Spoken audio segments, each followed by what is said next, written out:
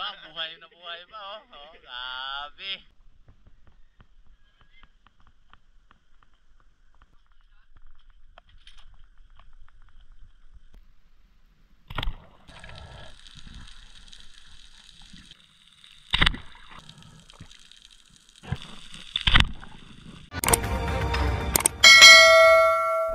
Welcome back sa ating panibagong episode mga kaspero, at ngayon i-test fire natin ang bagong rubber natin na Salvimar 14.5mm na galing kay Sir Abraham, at syempre itong double barb natin na Salvimar Shop 7mm na galing din kay Corsi Spearmaster or kay Sir Abraham. At sana makahuli ito mga kaspero. Time check natin 4:30 na ng hapon, kaya kailangan maka first blood. At hindi nga tayo nagkamali, ito agad yung bumungad sa atin, isang GT. Ayun, sapol mga kaspero, isang Giant Trevally na good size, around 3 kilos na ito mga kaspero. Kaya titingnan natin kung ano yung plastada ng flapper mga kaspero.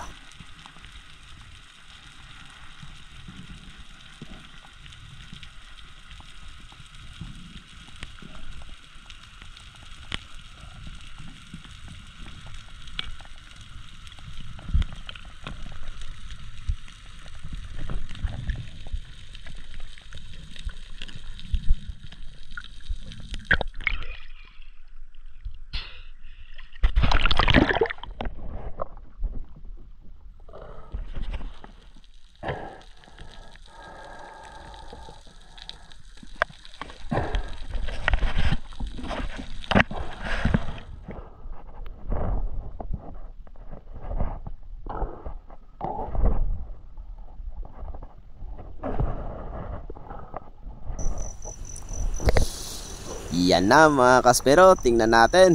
Ito yung first blood ng ating bagong shaft at saka bagong flapper and wrapper. Ayan o, napakaganda. Ayun, bukang buka mga kaspero. Wala talagang kawala yung isda pag ganito flapper ang gamit natin. Kaya ano pang hinihintay nyo mga kaspero? PM na tayo kay Sir Abraham or kay Corsi Spearmaster. Another seasid. Baka may makakita ulit tayo ng isang mamaw dito sa spot na ito. Medyo malabo na nga yung tubig dahil pahapon na mga kaspero.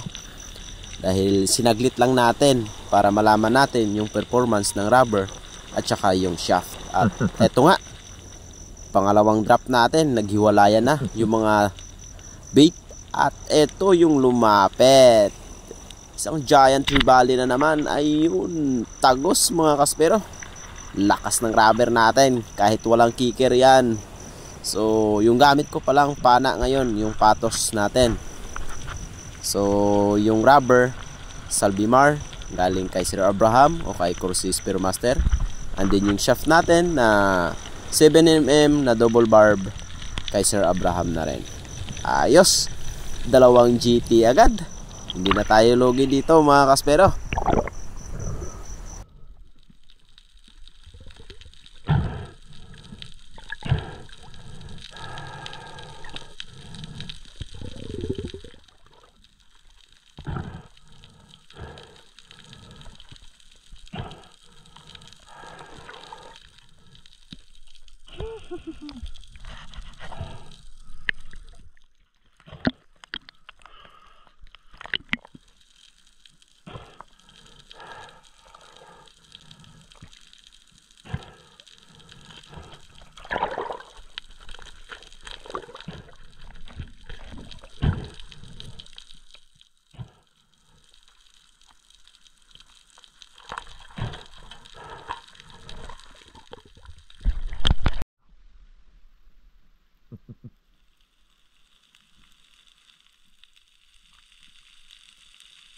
Pagka-secured nga natin ng Giant Trevally nating pangalawa, nag-ambush ulit ako dito.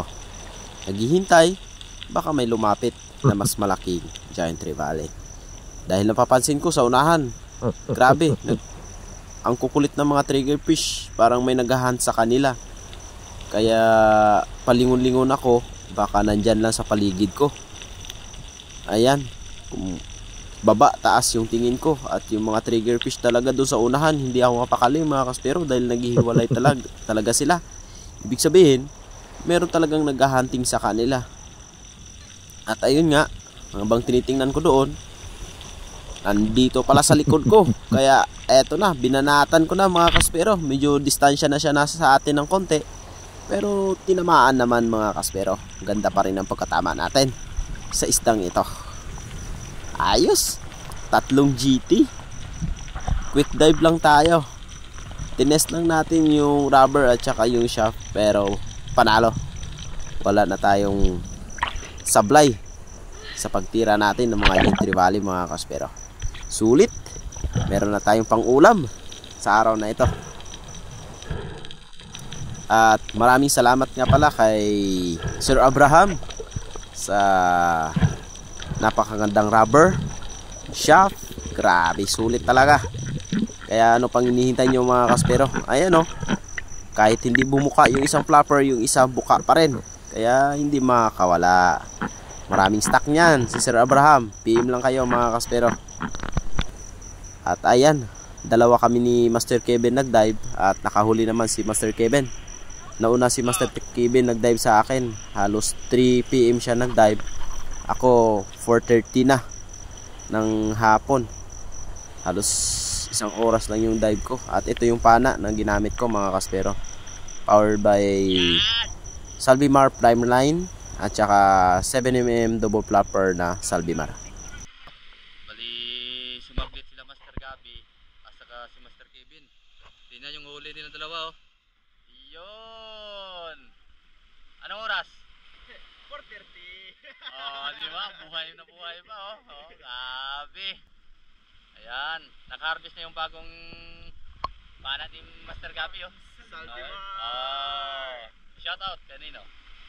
Garcia Supermaster, Sir Abraham. Okay. Oh, ito na oh.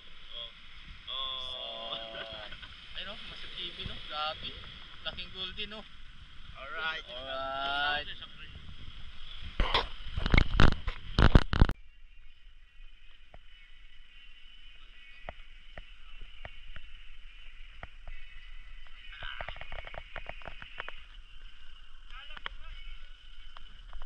Master Bev.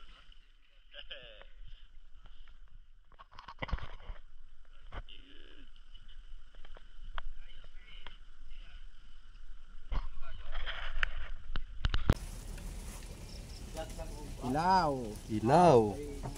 Ano yung itlog? Yang kuha? Hindi. Kikilaw din? Hindi. Ihalo sa sabaw yan.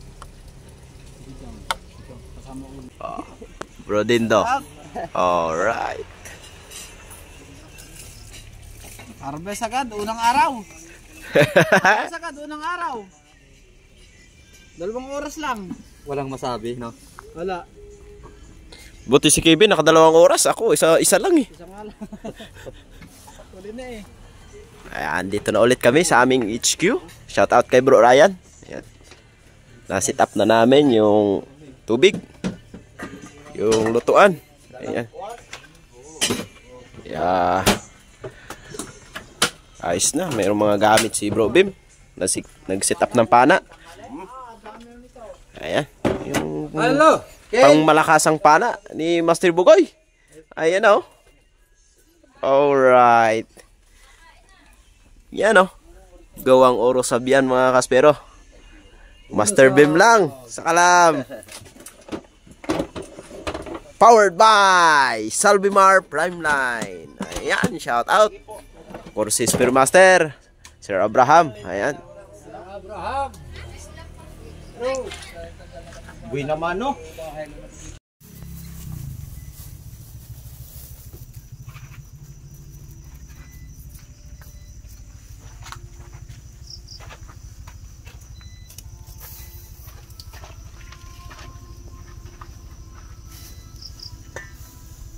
Alright.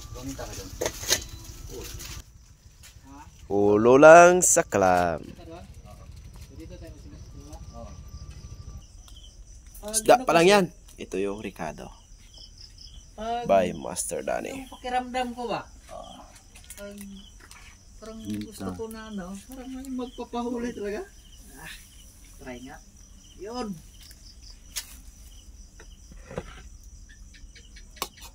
Mikos-mikos na yan. Mikos-mikos na yan. Yan. Sili. Pero dinaanan talaga ako ng brasi na mahaba. Laki pa. Bilis kasi. Dito pala sa likuran ko dumaan. Nung nandito ako, 2 beses ako naka-double kill dito.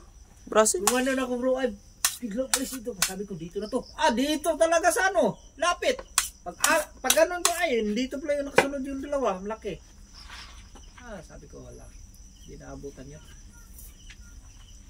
Tapos yung dugso ay, tapos may papakol pa lalaki. Mabinta ba ang papakol dito bro? Oo.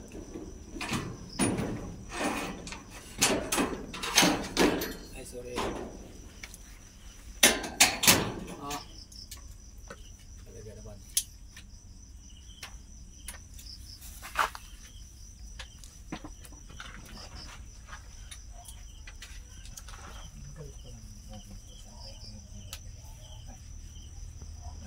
Porto ang ano, shop?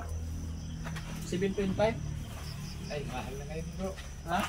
Almost 5 na ngayon. 5 yan? 5 na. Katagal na kasi itong binili ko eh. Kasama na yung shipping. Ang 8.5 din? Oo, parang. Oo, depende sa kataas. Ah, punong-puno.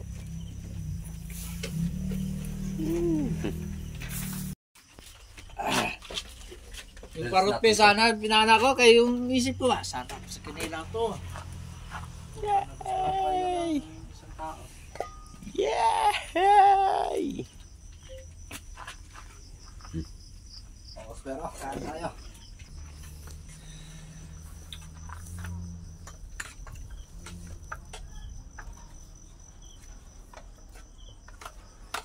Oh, ginsag-a na. Ginsag-a ko ang sabaw sa pinggan. Oh, di ba? Yung Aspero, ito ang pinakamasarap sa sinigang. Yan!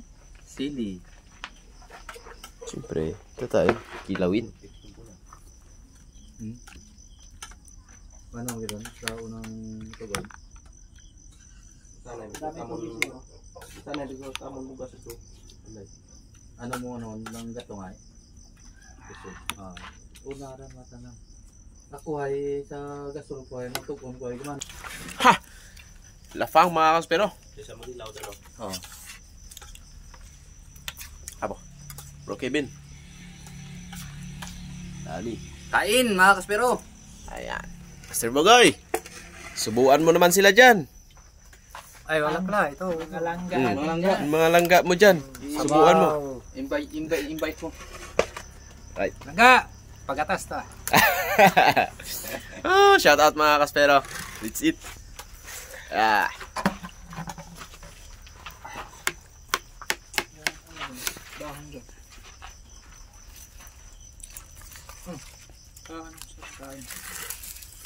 Linis naman dahon.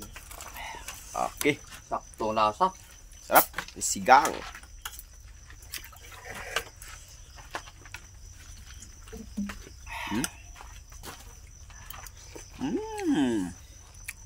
Natin ito. Tikman natin sa panglimang pagkakataon. Tikit pa ba yun? Kilaw. Correct.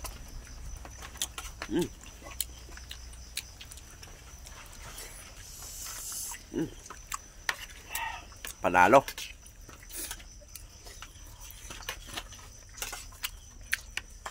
Wala kami problema sa ulam dito mga kaspero. Lapit sa dagat.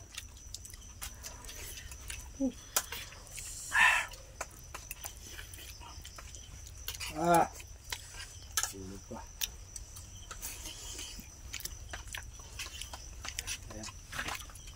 Suabe. Kain po. Ano pala siya po na? Posisyon naman tayo. Mamaya na yan. Grabe talaga. Iba talaga ang lasa ng isda dito sa Batangas kasi Boracay.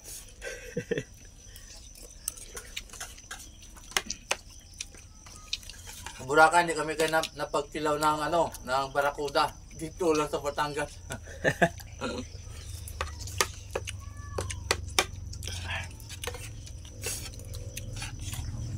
Walang sinabi yung ulam namin kanina sa ulam namin ngayon. Ano kanina? Ulo ng baboy, no? Umba. Wala. Umba. Dati ay isang simaral, dalawang ulo. Limutan ko kanina tanong nun eh. Nagkatay na sila ng baboy doon. May talpatan mo.